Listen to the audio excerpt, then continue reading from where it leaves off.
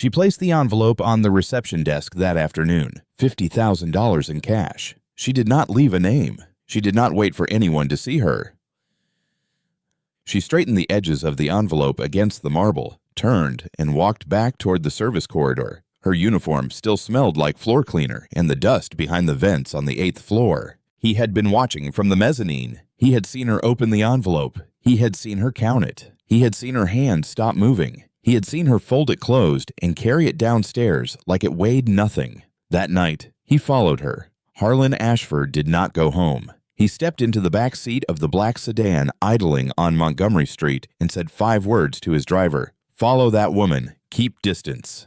The driver did not ask which woman. He had worked for Harlan for years. He knew which tone meant a question was not welcome. The sedan pulled away from the curb and turned south on Battery. Harlan watched her through the windshield. She walked with purpose, not fast, not slow, the pace of someone who had a schedule that did not allow for variation. She crossed Market Street without waiting for the signal. She knew the timing of the lights. She had walked this route before, many times. He told himself he was being practical, that a person who returns $50,000 is either honest or performing honesty, and both were worth understanding. He had built a logistics empire on the principle that every action has a motive, and every motive can be measured. Generosity without explanation made him uneasy. It was a variable his system had no column for. The architecture changed first. Glass and steel gave way to older facades, painted brick, iron fire escapes. Then the storefront shifted. A check cashing place with a neon sign missing 2 letters,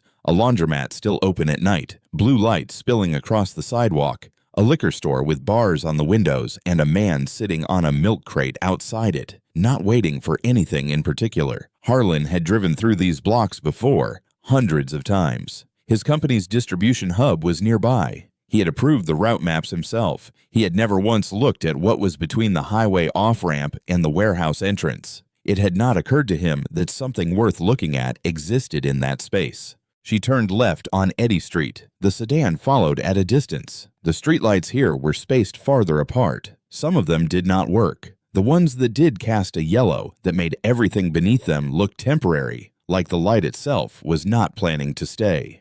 She stopped in front of a building on the corner of Eddy and Laguna.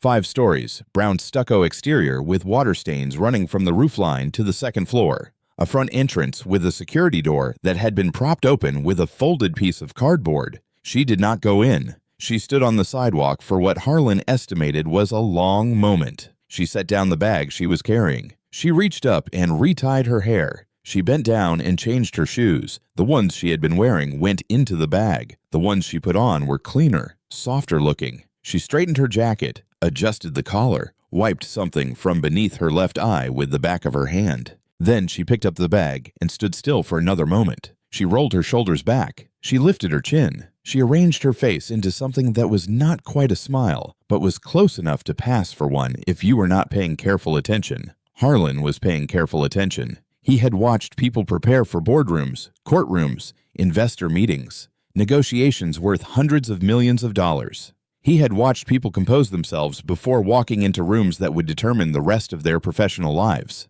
He recognized the mechanics of it, the deliberate construction of a version of yourself that the people on the other side of the door needed to believe in. This woman was doing the same thing on a sidewalk in the Tenderloin before walking into her own home. She did not want whoever was inside to know she was tired. She did not want them to see what the night had cost her. She was building a face for her children the way other people build faces for shareholders, and she was doing it under a streetlight that barely worked next to a security door held open by cardboard. She went inside. The door closed behind her. A light came on in a window on the 3rd floor. Harlan sat in the back seat of his sedan. He did not tell the driver to leave. He did not open his phone. He did not reach for the glass of water in the center console. He just sat there, looking up at the 3rd floor window. The light behind it was warm, the kind of warm that comes from a lamp, not an overhead fixture. The kind of warm that someone had chosen deliberately because it mattered to them what the room felt like when they were in it. He took out his phone. He typed the address into a note. He saved it. He put the phone back in his pocket. He told the driver to take him home. On the ride back, the streets reversed themselves. The iron fire escapes gave way to bay windows. The check cashing places gave way to wine bars. The yellow streetlights gave way to ones that actually illuminated the sidewalk evenly, as if even the infrastructure had decided certain neighborhoods deserved to be seen more clearly than others. Harlan did not notice the transition. He was thinking about the moment on the sidewalk, about what kind of exhaustion requires that much preparation to hide, about the distance between the marble reception desk where she had placed the envelope and the cardboard wedged in her front door. He had the address. He did not yet know what he was going to do with it. Talia Lorraine Carter had woken up early that morning. Her body did not need an alarm. It had not needed one in years. The shift ended at the usual time. She was home soon after. She slept whenever the children allowed it. They almost always woke before she could rest enough. She had not slept more than a few hours on any night in years. She had stopped counting. Zara was already at the kitchen table when Talia came out of the bedroom. Her 9-year-old daughter had homework spread out in front of her, a bowl of cereal she had poured herself carefully without spilling. The milk was on the counter beside her because she could not reach the refrigerator shelf where it belonged, and she had not wanted to wake her mother by dragging a chair across the floor. Talia looked at the cereal. She looked at the homework. She looked at her daughter, who had organized her own morning, like a woman 3 times her age, because the alternative was asking for help from someone who had none left to give. She did not say anything about it. She kissed the top of Zara's head. She put the milk back in the refrigerator. She started on Milo's breakfast. Milo was 5. He was sitting on the floor of the room he shared with Zara, drawing. He was always drawing, not because he loved it more than other things, although he did love it, because drawing was the language his mouth had not yet figured out how to speak. He had a developmental speech delay. The pediatrician had used those words at his checkup, and Talia had carried them in her chest ever since, like a stone she could not put down and could not swallow. Speech therapy was what he needed. She knew that. The pediatrician knew that. The school district evaluation team that had assessed him many months ago knew that. Everybody knew that. Private speech therapy cost a great deal per session. The recommended minimum was multiple sessions per week. Her insurance through the cleaning company covered only a limited number. Milo needed many more. The public program through Medicaid had a wait list. She had been on it for many months. The estimated wait when she applied had been long. Nobody had called, so she made her own version. Every week she went to the public library and checked out books with pictures and simple words. She made flashcards on index cards. She taped a list to the refrigerator every week. Speech words of the week. She sat with Milo every night before her shift and pointed at the words and said them slowly and waited for him to try. He tried. Not every night. Not every word, but he tried. When he could not say what he wanted to say, he drew it. He drew a picture of a sun when he was happy, a picture of rain when he was not, a picture of Zara when he wanted her to come play, a picture of the moon when he wanted his mother to read to him at night, because the book they read together had a moon on the cover, and the moon had become the word he could not say, but could show her. Talia looked at Milo on the floor that morning. He held up a drawing, a circle, yellow, crayon pressed hard into the paper. The moon. It meant read to me tonight. She took it from him and put it on the refrigerator next to the others. She did not let him see her face while she did it. She made his breakfast.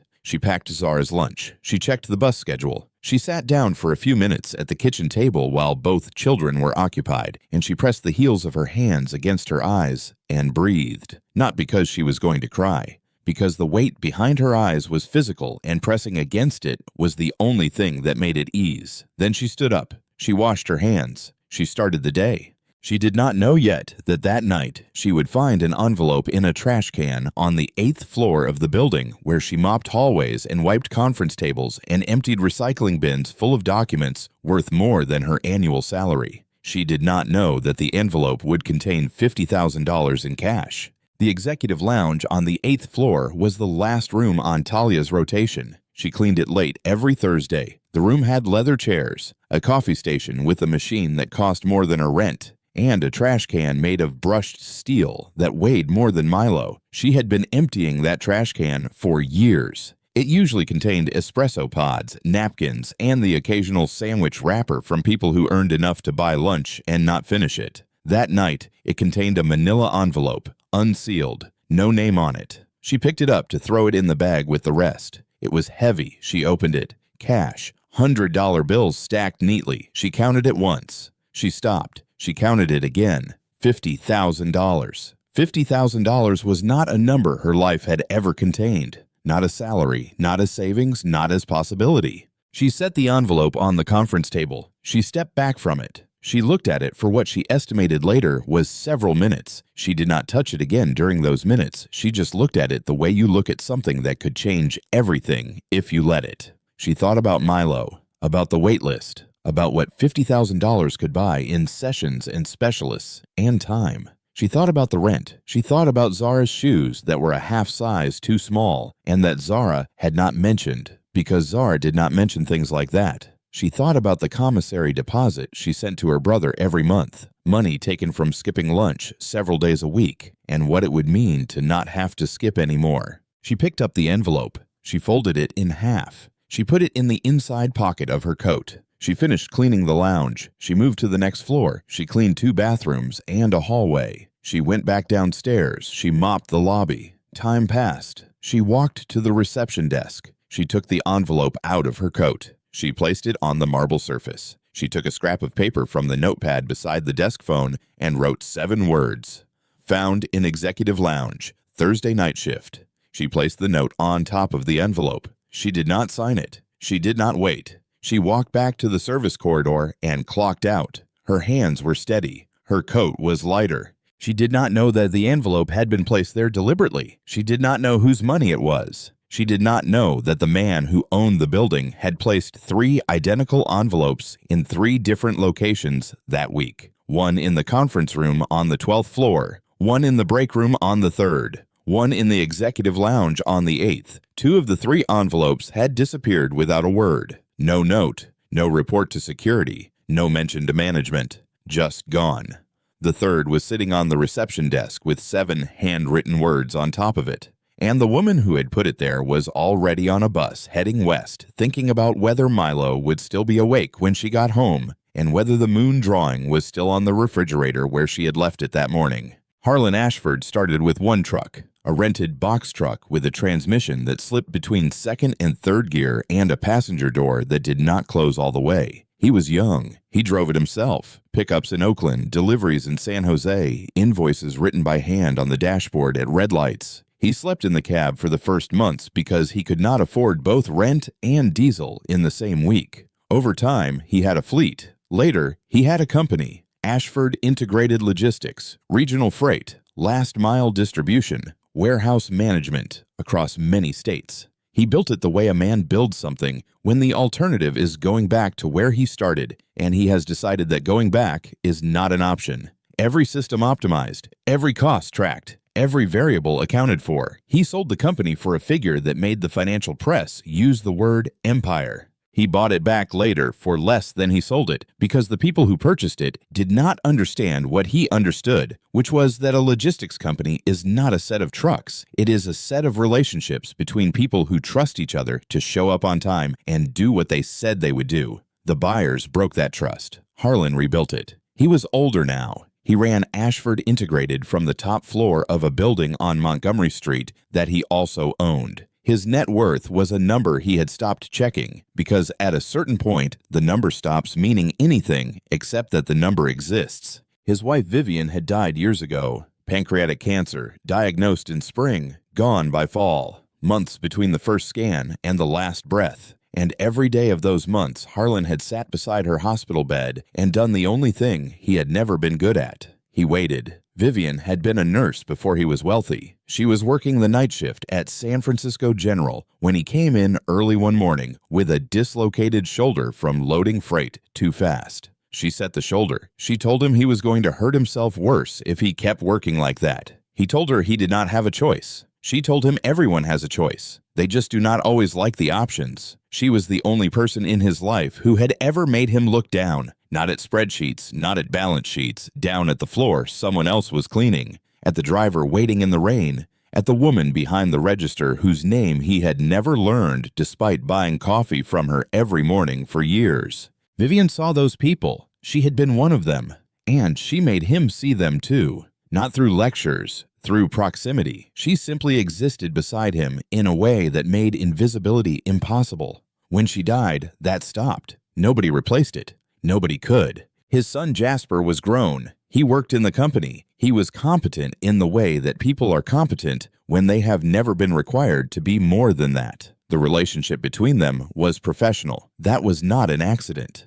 It was a decision Harlan had made without realizing he was making it. He had decided that control was safer than closeness and had applied that decision to every relationship in his life, including the one that should have been exempt. Years after Vivian's death, Harlan was approached by a business associate named Victor Gaines. Victor ran a charitable foundation, Clean Water Projects in Sub-Saharan Africa. He needed an investor. Harlan wrote a check for a large amount. Victor Gaines spent a fraction on water and the rest on himself. The foundation was a shell. The projects were photographs of wells that other organizations had built. The financial disclosures were fabricated. The entire thing was a performance of goodness designed to extract money from people who wanted to believe they were doing something real. Harlan had not known the scale of charitable fraud before he became part of it. He learned it the way most people learn statistics that matter, after it was too late for the statistic to help. He did not recover the money. He recovered something worse, a conviction,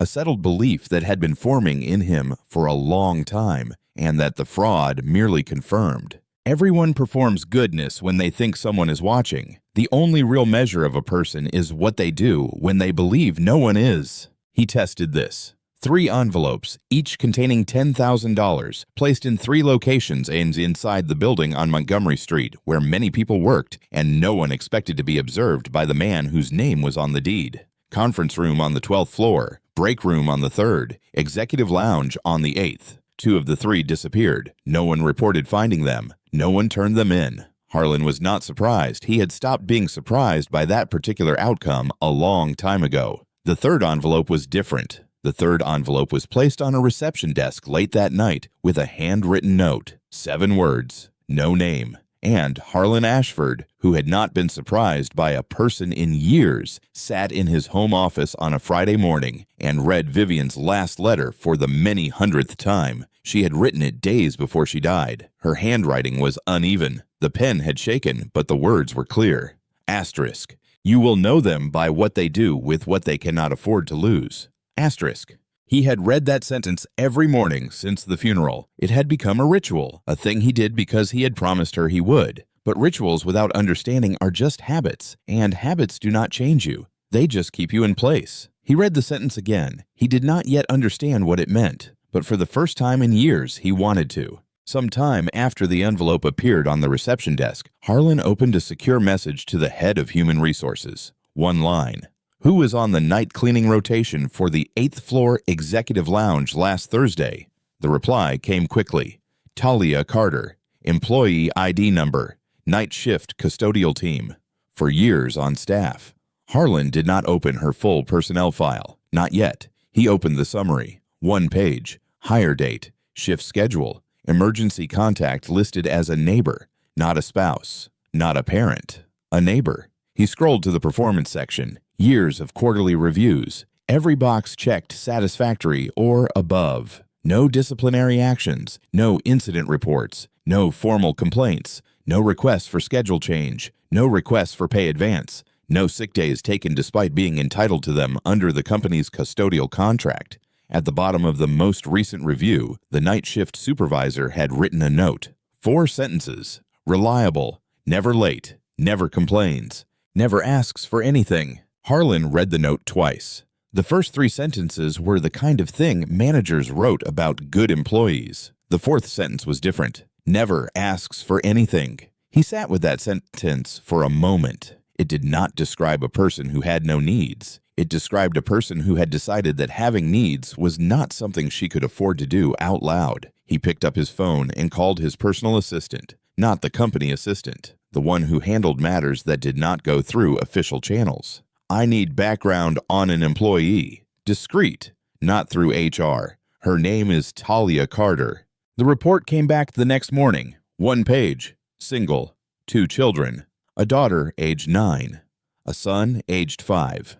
The son had a documented developmental speech delay. He had been on a Medicaid wait list for speech-language therapy for many months. In California, the average wait for Medicaid-funded speech therapy ranged depending on the county. San Francisco County was on the longer end. The boy had not yet been seen. The family lived in a Section 8 subsidized apartment on Eddy Street. Section 8 vouchers in San Francisco had a wait list that ran long. Many landlords in the city refused to accept them. The ones who did often managed properties with deferred maintenance, broken elevators, and heating systems that worked intermittently. The apartment on Eddy Street was one of those. Talia Carter earned a modest hourly wage. She worked 5 nights a week. She had no second job listed, though the assistant noted that her transit card showed activity consistent with weekend errands that covered a significantly wider area than someone without additional obligations would typically travel. She had not applied for any of the company's employee assistance programs. She had not used the child care reimbursement benefit that was available to all full-time staff. She may not have known it existed. Most hourly employees did not. Harlan sat at his desk, the file open in front of him. 1 page. It was not a complicated document. Single mother, 2 children, one in need of medical care that the system had placed on hold. An apartment held together by a voucher that took years to receive and that could be revoked for reasons as small as a missed recertification appointment. A salary that covered the basics if you defined basics as the bare minimum required to keep a household from falling below the line, where falling meant not being able to get back up. He looked at the file. This was the woman who found $50,000 in a trash can and returned it with a handwritten note. He put the file down. He picked up his phone. He did not call HR. He did not call his lawyer. He called his driver. The sedan pulled up to the corner of Eddy and Laguna that evening. Harlan told the driver to park across the street. Engine off, lights off. The driver did not ask why. The building looked worse in daylight than it had at night. The stucco was cracked along the 2nd floor. 2 windows on the 4th floor were covered with plastic sheeting instead of glass. The entrance still had the same security door with the same piece of cardboard propping it open. Nobody had fixed it. Nobody was going to. Harlan sat in the back seat and watched. A bus stopped at the corner. Talia stepped off. She was carrying 2 bags, one in each hand. The bag in her left hand was heavier. Groceries. The bag in her right hand was lighter, the shape of it rectangular. Books. He could see the edge of a library sticker on the bag. She walked to the building entrance. Before she reached the door, it opened from inside. A girl came out, her 9-year-old daughter. She took the heavier bag from her mother's hand without being asked. She turned and went back inside. The motion was practiced. This was a system they had built together, not discussed, just built. Through repetition, through necessity, through the understanding that this was how things worked in their household, and that asking why was a luxury neither of them had time for. Talia did not follow her daughter inside immediately. She stood at the entrance. A boy appeared behind the glass door, smaller, 5 years old. He did not speak. He held up a piece of paper, a drawing, pressed flat against the glass so she could see it from outside. Talia looked at the drawing. She smiled, not a big smile, a careful one, the kind of smile that cost something to produce at the end of a day, like the one she had just finished. She opened the door and took the drawing from his hands. She held it like it weighed something. Then she went inside. Harlan watched from the car. The 3rd floor window lit up, the same warm light from the lamp he had seen before. Through the window, he could see the kitchen. Onshan. Talia sat down at a small table. She opened one of the library books. The boy climbed onto the chair next to her. I'm here. The girl sat on the other side with a notebook open in front of her. Homework. Talia began reading to the boy slowly, pointing at the pages. He could see her mouth forming the words with deliberate care. The boy watched her lips. He watched the page. He watched her lips again. On the refrigerator behind them, Harlan could make out a piece of paper taped to the door. He could not read the words from this distance, but the format was clear. A list, handwritten. Below it, a row of small drawings taped with strips of what looked like masking tape. The boy's drawings lined up neatly, each one given a place, given permanence. She was teaching him herself, with library books and index cards and a list on a refrigerator, and the patience of someone who did not have the money to pay for the help her son needed, and had decided that not having the money did not mean not doing the work. Talia stopped reading. The boy looked at her. He opened his mouth. A sound came out. Not a word exactly, something between an attempt and a breath. Talia did not correct him. She did not prompt him. She did not look away. She waited. He tried again. His mouth moved differently this time. His lips came together and then apart in a shape that was closer to something recognizable. Moon.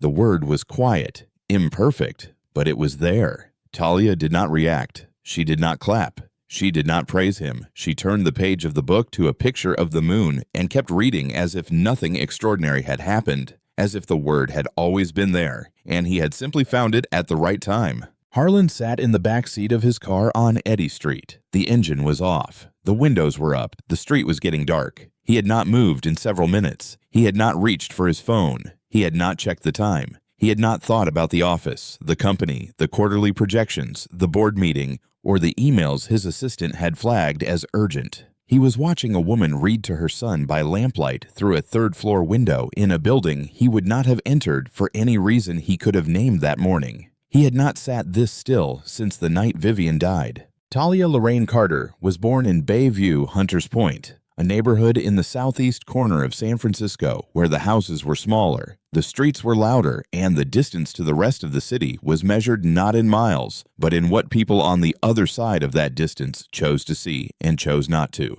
Her father was Reginald Carter, a plumber. He worked 6 days a week for a company that sent him to houses in neighborhoods he could not afford to live in, where he fixed pipes under kitchen sinks that cost more than his truck, and drove home at night to a house that was small, paid for, and his. Her mother was Clarice Carter. She worked prep at a restaurant in the Mission, chopping, washing, portioning. She came home smelling like onions and bleach. She kissed both children with hands that were always a little damp from the last wash, and she never once apologized for it. They raised Talia and her brother Terrell in a 2-bedroom house on Newcomb Avenue. It was not a remarkable house. It was not a house that announced anything to anyone, but every surface in it was clean. Every dish was washed before bedtime. Every bill was paid on time, and every rule that mattered was spoken out loud and repeated until it became something you did not think about anymore. It just lived in you. Reginald had one rule he said more often than the others. He said it at dinner. He said it in the truck on the way to church. He said it standing in the checkout line at the Safeway when Talia was young,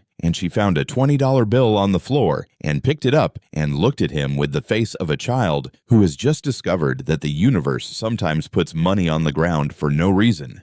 If it is not yours, it is not yours. Does not matter how much you need it. Does not matter if nobody is looking. He walked her to the service desk. She handed the 20 to the manager. The manager looked at Reginald like he was wasting everyone's time. Reginald did not care what the manager's face did. He cared what his daughter's hands did, and her hands gave it back. Reginald died when Talia was young, a stroke on a job site. He was under a sink when it happened. The homeowner found him. Talia was in college. She dropped out that week. Not because she wanted to, because the math changed. When your father dies and your mother cannot cover rent alone, the math does not wait for you to grieve. Clarice held on for some time longer. Kidney failure. Slow. Methodical. The kind of dying that lets you watch someone become less of themselves one system at a time, while the medical bills arrive with the regularity of something that has been automated and does not know how to stop. Talia paid what she could. Clarice died. Talia's brother Terrell was young when their mother passed. He had been a good kid, not a perfect kid,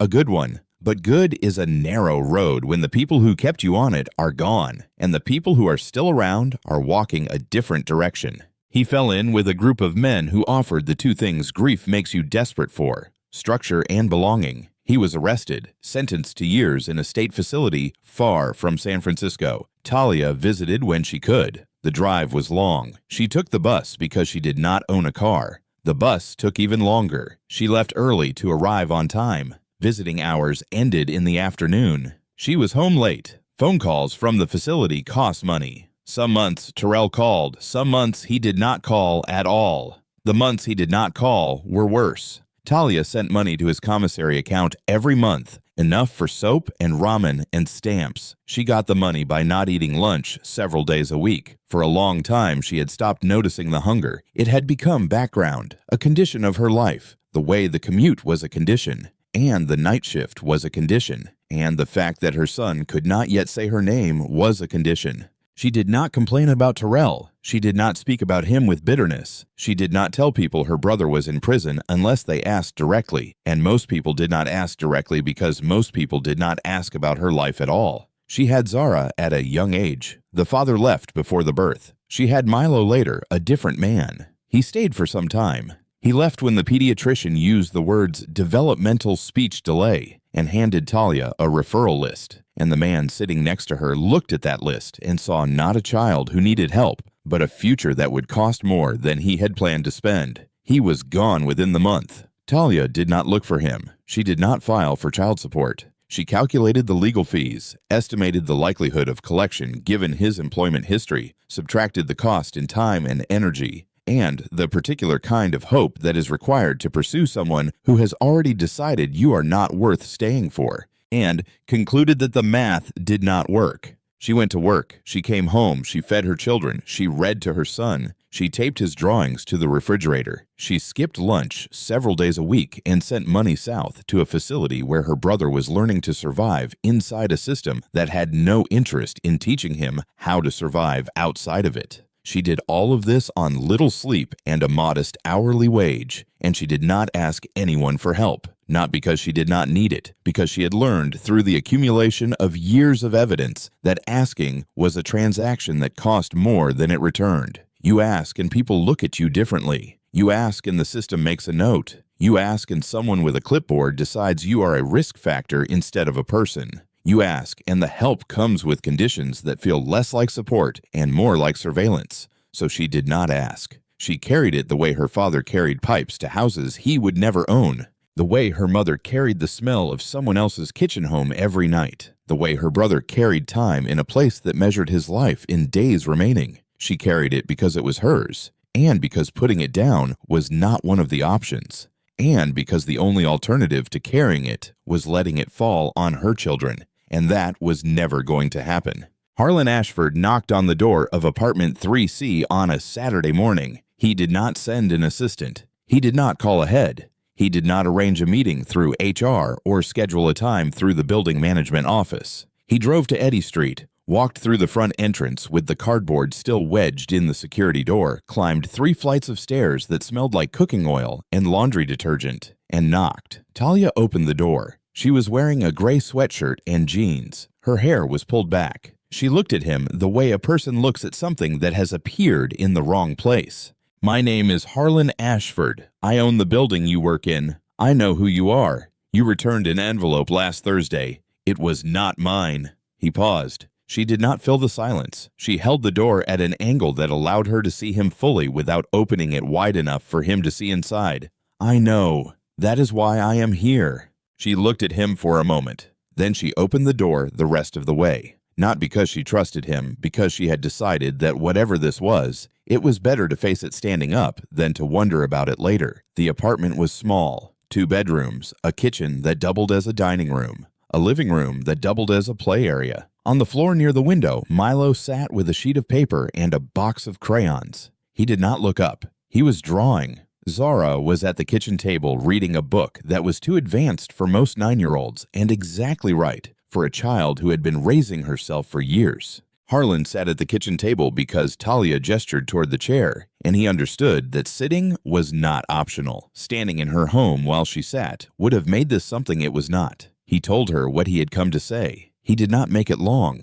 He did not make it emotional. He spoke in the language he knew best. Structure. There was a position in his company, operations coordinator, entry-level management. The salary was 3 times what she currently earned. The benefits package included full medical coverage, dental, vision, and a mental health and developmental services rider that covered speech-language therapy for dependents up to age 18, multiple sessions per week.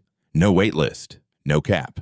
Talia did not move. He was not finished. The position required a GED and completion of an operations management certificate. The company would pay for both. Tuition, materials, exam fees, all of it. His company had an employee development fund that had been written into the operating budget for years. The fund covered GED completion, trade certifications, and associate degree programs for any full-time employee. The enrollment rate across the entire company was low, not because people did not want it, but because nobody told them it existed. The information was buried in a benefits handbook that most hourly employees never received, and that the ones who did receive it never read because it was long and written in a font size that suggested the company did not actually want anyone to use it. He said this without apology. He said it the way a man says something he has only recently realized is a problem and has not yet decided how much of it is his fault. Talia looked at him. I do not take things I have not earned. This is not a gift. This is an investment. There is a difference. She did not answer right away. She looked down at the floor where Milo was drawing. The crayon in his hand was yellow. He was pressing it into the paper with the concentration of someone whose hands could say what his mouth had not yet learned to. The drawing was a circle, large, bright. She knew what it meant. He wanted the moon book tonight. She looked at the drawing. She looked at Harlan. She did not say yes. I need to think about it.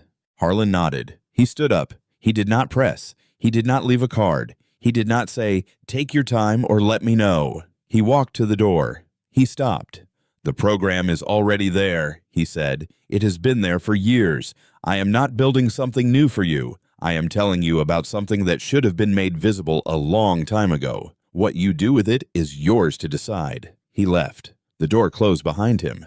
Talia stood in her kitchen. Milo was still drawing. Zara had stopped reading and was looking at her mother with the expression of a child who understands more than she has been told and is waiting to see whether she will be told the rest. Talia did not say anything. She picked up Milo's drawing from the floor. She put it on the refrigerator next to the others, next to the speech words of the week, next to the row of moons and suns and small figures that her son had drawn because drawing was the language he had, and he used it to say the things that mattered. She stood in front of the refrigerator for a long time. She was not reading the words. She was looking at the whole of it. Everything her life had produced and everything it had not. Taped to a door with masking tape in an apartment that smelled like coffee and crayons, and the particular quiet that exists in a home where someone has been holding everything together alone for so long that the holding has become invisible, even to herself. Talia did not sleep that night. She was off. She did not sleep because the thing Harlan had placed in front of her was not money. It was not charity.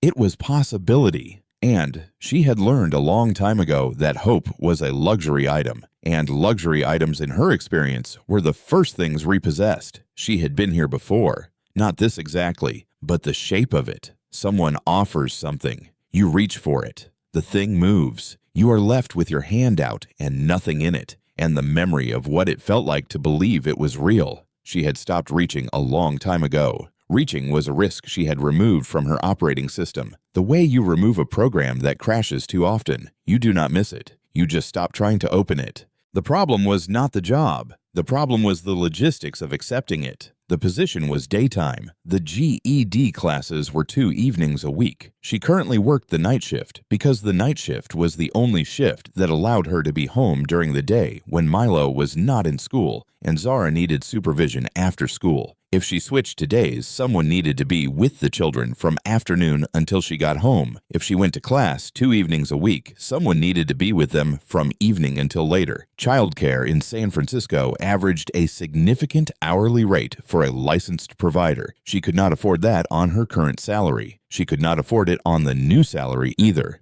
Not immediately, not before the first paycheck cleared, and not with the deposit on the class materials due in the first week. She sat at the kitchen table doing the math on the back of a grocery receipt. The numbers did not work. They almost worked. But almost was not a number you could deposit. Zara found the note on Sunday morning. It was taped to the refrigerator right next to the speech words of the week, right next to the row of moons. 5 words in a 9-year-old's handwriting written in pencil on a torn piece of notebook paper. I can watch Milo. I already do. Talia was standing in the kitchen when she saw it. She read it twice. She did not move for what she estimated later was some time. She took the note down from the refrigerator. She folded it once. She put it in her wallet in the same pocket where she kept the last $20 bill Clarice had ever given her. Her mother had pressed it into her hand the week before she died and said, "Buy yourself something that is not for anyone else." Talia had never spent it. She did not know what to buy with it that would be worth more than the fact that her mother had given it to her. The note went in with the 20. 2 pieces of paper, one from a woman who had loved her and left, one from a child who loved her and stayed. On Sunday afternoon, there was a knock on the door. Beatrice Simmons, apartment 3D, retired postal worker. She had lived across the hall from Talia for years. They exchanged greetings in the hallway. They held the elevator for each other. Beatrice brought over a plate of food on Thanksgiving because she had cooked too much and did not like eating alone, though both of them understood that the reason was not the food and was not the portion size. Beatrice stood in the doorway. She was not a woman who wasted words. "I heard you talking to yourself last night through the wall. You were doing math out loud." Talia said nothing. "I have been watching you carry this by yourself for years from across the hall. It is enough. Bring those babies to my door on your way out. I will be there when you leave, and I will be there when you get back. Do not offer me money. I am not asking for money. I am asking you to let somebody help you before you break something that does not heal." Talia looked at her. Beatrice looked back. Neither of them moved. In Black communities across America, this was not unusual. This was the system, not the one with case files and eligibility requirements and long handbooks. The other one, the one built on proximity and observation and the understanding that the woman across the hall was not a stranger. She was infrastructure. She was the reason children got fed and dressed and supervised while their mothers worked jobs that did not pay enough to afford the systems that were supposed to provide exactly this. Beatrice did not wait for an answer. She patted the doorframe once. She turned around. She went back to 3D. Talia closed the door. She sat down at the kitchen table. She opened her wallet. She looked at the 20. She looked at the note. She looked at the speech words of the week on the refrigerator and the moon drawings and the life she had assembled from nothing with nothing, and she understood that the nothing had never been nothing. It had been Zara making her own cereal without waking her. It had been Beatrice bringing plates of food for reasons neither of them named. It had been Milo drawing pictures of what he could not say and trusting her to understand them. She picked up her phone. She dialed the number on the card Harlan had not left. She had memorized it from the company directory posted on the custodial break room wall. She had memorized it the night she started working there, not because she thought she would need it, because she memorized everything. It was how she survived. The phone rang twice. "This is Talia Carter. I will take the position." The first month was the hardest month Talia had experienced since the year her mother died. The position started on a Monday. She arrived early. She sat at a desk she had cleaned the underside of for years and opened a computer that required a login she did not yet have. An IT technician set it up for her and left without explaining how the email system worked. She figured it out. She did not ask anyone for help. The second week, she sat in her first operations meeting. Many people around a conference table she had wiped down every Thursday night for years. She did not speak. She took notes on a legal pad. She listened. She went home that night and read until late. By the end of the second month, she could navigate the logistics management software, the inventory tracking system, and the internal communications platform. She had taught herself Excel from a library book and a series of free tutorials she watched on her phone during lunch breaks. She ate lunch now, every day, sitting down, at a table, in a break room where she used to empty the recycling bins. In time, Milo started speech therapy, real sessions, multiple times per week with a speech-language pathologist named Dr. Yvonne Hadley, who had been doing this work for years and who sat with Milo on his first session and watched him draw a moon before she asked him to say anything at all. In the next session, Dr. Yvonne asked Talia about the flashcards, about the speech words of the week, about the library books and the refrigerator and the system Talia had built from nothing, because the real system had put her son on a list and left him there. Dr. Yvonne looked at her for a moment. "You have been doing my job with a library card and tape on a refrigerator." Talia did not respond to that. There was nothing to respond to. She had done what was available. What was available was a library and tape, so that is what she used. Later, Talia found the routing error. It was in the warehouse distribution system, a misalignment between the loading dock schedule and the driver dispatch sequence that caused a gap every certain afternoon. Nobody in operations had noticed it. Not the logistics managers, not the analysts, not the consultants the company had hired to optimize exactly this process. Talia noticed it because she had mopped the warehouse floor late on those days for years. She had watched the trucks sit idle. She had seen the drivers waiting. She had counted the minutes because she counted everything. She counted the same way her father counted pipes and her mother counted onions and her brother counted the days. It was a family habit. It was how they made the math work. She brought the error to her supervisor. The supervisor brought it to the operations director. The operations director brought it to a meeting. Talia was asked to present the solution. She stood at the front of a conference room with a whiteboard marker in her hand and explained the problem. She had rehearsed it many times the night before in her kitchen while Beatrice watched the children. Harlan was in that meeting. He sat in the back row. He did not speak. After the meeting, he sent one message to his assistant. She is better than half the people in that room, and she knows it. That is the difference. Later, Milo said a full sentence. His therapist recorded it. Talia was sitting in the session observation room on the other side of the glass when it happened. She put her hand over her mouth. She did not make a sound. Dr. Yvonne looked through the glass at her. Neither of them said anything. Neither of them needed to. Later, Talia completed the operations management certificate. She passed the exam on the first attempt. She scored in the top of her cohort. She did not tell anyone the score. Zara found the letter in the kitchen and taped it to the refrigerator without asking. Next to the moons, next to the words, next to everything else that mattered in that apartment. The first full sentence Milo ever spoke was not the one anyone expected. Sometime after the envelope, the call came on a Tuesday afternoon. Harlan was in his office. The head of accounts receivable was on the line. There was a discrepancy. The $50,000 envelope that Talia had returned did not match any of Harlan's disbursements. He had placed 3 envelopes, each containing $10,000. Conference room on 12th. Break room on 3rd. Executive lounge on 8th.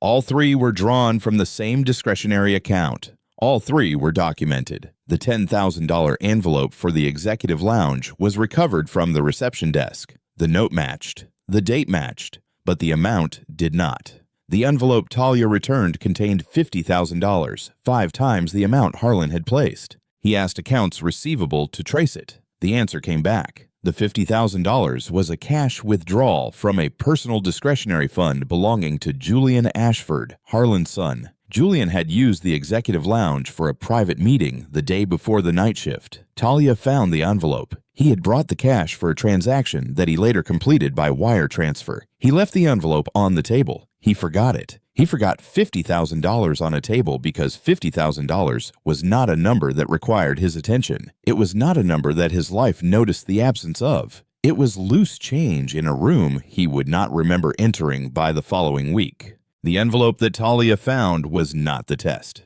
It was not the $10,000 Harlan had placed to measure human behavior from the mezzanine of a building he owned. It was real money left by a man who did not miss it, found by a woman who could not afford to keep it, and returned by hands that had been shaking when they set it down on the marble because those hands knew exactly what $50,000 could have bought and chose to let it go anyway. She had not passed a test. She had made a decision in the middle of her actual life, with her actual son on a wait list and her actual rent due and her actual brother far away in a facility that charged money for the sound of a familiar voice. She made the decision she made, not because someone was watching, because no one was. Harlan sat at his desk, the file open, the accounting trace on the screen, Vivian's letter in the drawer beside him. Asterisk. You will know them by what they do with what they cannot afford to lose.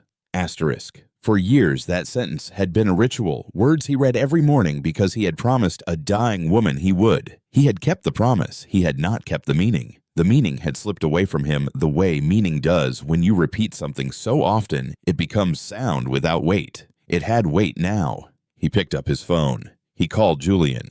Your money was returned. The envelope you left in the executive lounge. Julian paused. I did not know I left it. I know you did not. It was returned by the woman who cleans the floor you walk on. She earns in a month what you left on a table and forgot. The line was quiet. Think about that. He hung up. Julian Ashford arrived at his father's office that evening. He had not been asked to come. He had been told to think about something, and he had spent days thinking about it, and the thinking had not stopped. And so he came. He was grown. He had grown up in the house after the money had already arrived. He had attended private school. He had attended a university that cost a great deal per year. He had entered his father's company with a title and an office and an understanding that both had been provided, not earned. He knew this. He did not talk about it. He was not a cruel person. He was not unkind. He held doors open. He said please and thank you in restaurants. He donated to causes his assistant selected from a curated list every December. He was by every visible measure a decent man. But decency and awareness are not the same thing. You can be decent and still not see the people standing a few feet from you. You can be decent and walk across a floor someone else cleaned early in the morning and never once wonder whose hands did the work or what those hands went home to afterward. Julian sat down across from his father. The office was quiet. The city was visible through the glass behind Harlan's desk. High up, far enough from the street to forget the street existed. Why does it matter to you that she returned it? Harlan did not answer immediately. He looked at his son the way he had been looking at things recently, not through the lens of assessment, through something older, something Vivian had left in him that he had only just found again. Because your mother would have returned it. The room was quiet. Julian looked at the desk, at his hands, at the window behind his father. Mom was not poor. No, but she was a nurse making a modest salary when I met her, and she would have returned it. Poverty had nothing to do with it. Julian did not respond. He sat with the words. He sat with the number. His mother's salary before everything changed, before the trucks became a fleet, and the fleet became a company, and the company became a name that people recognized in rooms she never entered because she was working long shifts at a hospital where the parking garage smelled like exhaust, and the break room coffee maker had been broken for years. He thought about the executive lounge. He had been in that room many times. He had left the envelope on the table after a meeting and walked out and not thought about it again. $50,000 left on a surface and forgotten the way you forget a pen or a water bottle or a receipt you no longer need. The lounge was cleaned every night by a rotation of people. He did not know any of their names. He had never learned them, not because he had chosen not to, because it had never occurred to him that there were names to learn. The people who cleaned were part of the building, the way the elevator was part of the building. Present, functional, invisible. The Montgomery Street building employed many support staff, security guards, custodians, maintenance workers, mailroom operators, cafeteria staff, loading dock crew, people who arrived before the office workers and left after them, and whose labor made every meeting, every presentation, every quarterly review, every corner office with a city view possible. Julian had never said thank you to any of them, not once. He was not proud of this. He was not ashamed of it yet either. He was in the space between, which is the space where most people live when they first realize that the world they occupied was smaller than the one that actually existed. He looked at his father. What is the woman's name? Talia Carter. Julian took out his phone. He opened the Notes app. He typed the name. 2 words. He saved it. He put the phone back in his pocket. It was a small thing. Writing down a name. It did not change anything about the structures that had made her invisible to him. It did not undo the distance between the upper floor and the basement utility room. It did not make him a different person, but it was the first name he had written down that belonged to someone his life had been built on top of without him knowing. And writing it down meant he could no longer say he did not know it. He sat with his father for some time. Neither of them spoke.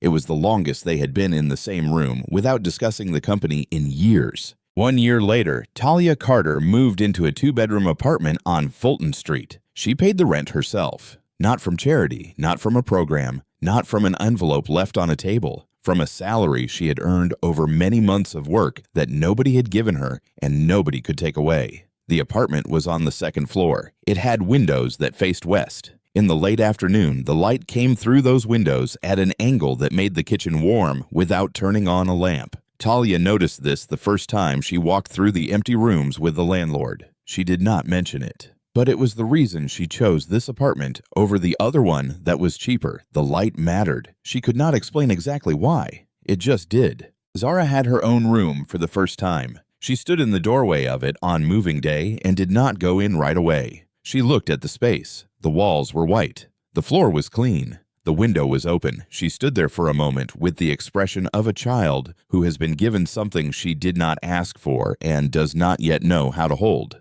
Then she went in. She put her backpack on the floor. She sat on the bed that Talia had bought from a second-hand store and had cleaned until it smelled like nothing but clean. Zara lay down. She looked at the ceiling. She closed her eyes. She was asleep soon. She was older now, and she had not had a room to herself since she was born. She slept for some time without moving. Milo was older now. He had been in speech therapy for many months, multiple times per week. Dr. Yvonne had documented his progress in a file that was now long. He could say many words consistently. He could form short sentences. He could ask for things. He could name the people in his life. He could say Zara. He could say Beatrice. He could say Mom. Beatrice came to the new apartment that first evening. She brought a dish she said she had made too much of. She had been making too much of things for the past year. Enough for 4. Not because she miscounted, because 4 was the number she cooked for now. Herself, Talia, Zara, Milo. She did not live with them. She did not need to. She came every evening because that is what family does, and she had decided a long time ago that family was a thing you built,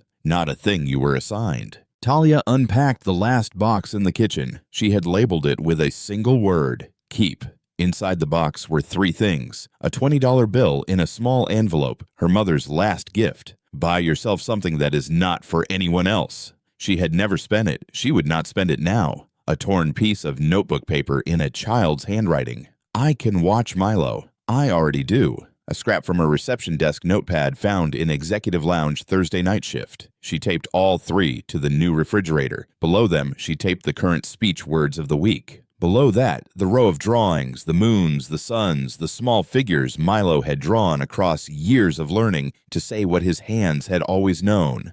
The refrigerator in the old apartment had been beige and dented, and the freezer door had not closed properly for years. This one was white and clean, and the door sealed shut with a sound that meant things stayed cold, and stayed fresh, and stayed where you put them. But the things taped to it were the same.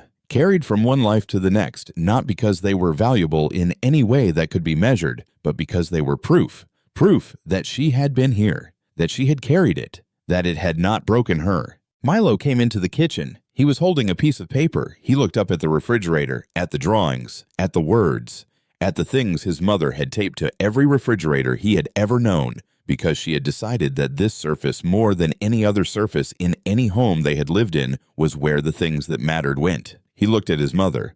Mom, I drew you the moon. Talia looked at the paper in his hands. A large yellow circle, crayon pressed hard. Below the circle, 2 figures, one tall, one small, standing next to each other, not holding hands, just close. Close enough that you could tell they belonged together without anyone having to say it. She took the drawing. She looked at it for a long time. She did not speak. She taped it to the refrigerator, above the words, above the notes, above everything else. In the place where the most important thing goes. She pressed the tape down with her thumb. She smoothed the edges. She stepped back. Milo was already walking away, back to his room, back to his crayons. He had said what he needed to say. He did not need her to say anything back. The kitchen was quiet. The light through the west-facing windows was golden and warm and falling across the refrigerator at the angle Talia had noticed the first day and chosen this apartment for. The drawing caught the light. The yellow circle glowed. She stood in her kitchen, in her apartment, in a life she had paid for with every night shift and every skipped lunch. And every morning she woke up early and did not stop moving until the children were asleep and the kitchen was clean and the words were taped to the refrigerator and the drawings were in their place. She stood in that life and let it hold her for a moment. She did not cry. She did not need to. The thing she felt was not grief. It was not relief. It was the sound a house makes when everyone is inside it and nothing is wrong with anything. Harlan Ashford sat in his office that evening. The building was quiet. Most of the staff had gone home. The cleaning crew had started their rotation on the lower floors. He could hear the faint hum of a vacuum somewhere below him. He had never noticed that sound before. He noticed it now. He opened the drawer beside his desk. Vivian's letter was inside. He had read it many times. He unfolded it. The paper was soft from handling. The crease down the center had gone white from being opened and closed across years of mornings. Her handwriting was uneven. The pen had shaken, but the words were clear. Asterisk. You will know them by what they do with what they cannot afford to lose. Asterisk. He read it. He set it on the desk. He opened a pen. For years, he had read this sentence and not written back. Not because he had nothing to say, because he had not yet earned the right to add his words to hers. He had read her sentence the way you read scripture, with reverence, without response, as if responding would diminish it. He wrote below her words in his handwriting, which was steady and precise and nothing like hers. I found her. She was cleaning the floor I walked on, and I almost did not look down. He looked at the sentence. He did not cross it out. He did not revise it. He folded the letter along the same crease and placed it back in the drawer and closed the drawer and sat still for a moment. Then he stood up. He put on his coat. He walked to the door of his office. He did not press the elevator button. He opened the stairwell door. Many floors. He walked every one of them, not because he needed the exercise, because he had spent years moving through this building without touching it, without hearing the echo of his own footsteps in the concrete between floors,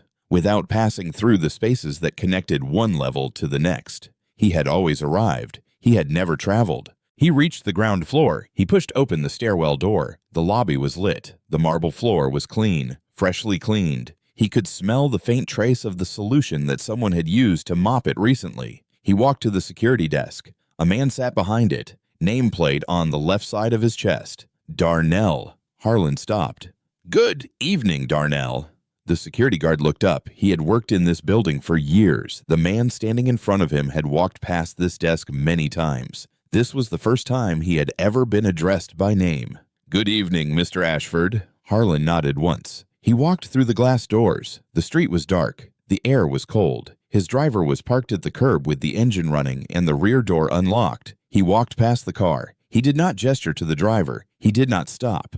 He turned south on Montgomery Street and walked. He had driven through these streets many times. Tonight, for the first time, he walked. Talia Carter found $50,000 that was not hers. She returned it on a salary that could not afford a single therapy session for her son. Julian Ashford left $50,000 on a table and forgot it was there. The world does not have a word for the distance between those two realities, but it should. The cruelest thing about people like Talia is not what they survive. It is how easily the rest of us learn to look past them. She was in that building for years. She cleaned the floors we walked on. She emptied the trash before we arrived. She worked the hours we slept through. And nobody knew her name until a man watched her give back the one thing that could have changed everything and walked away like it was the only option she had ever considered. Someone in your building cleans the floor you walk on. Someone in your office empties the trash before you arrive. Someone in your life is holding everything together with hands that shake from hunger and discipline and love, and you have never once asked their name.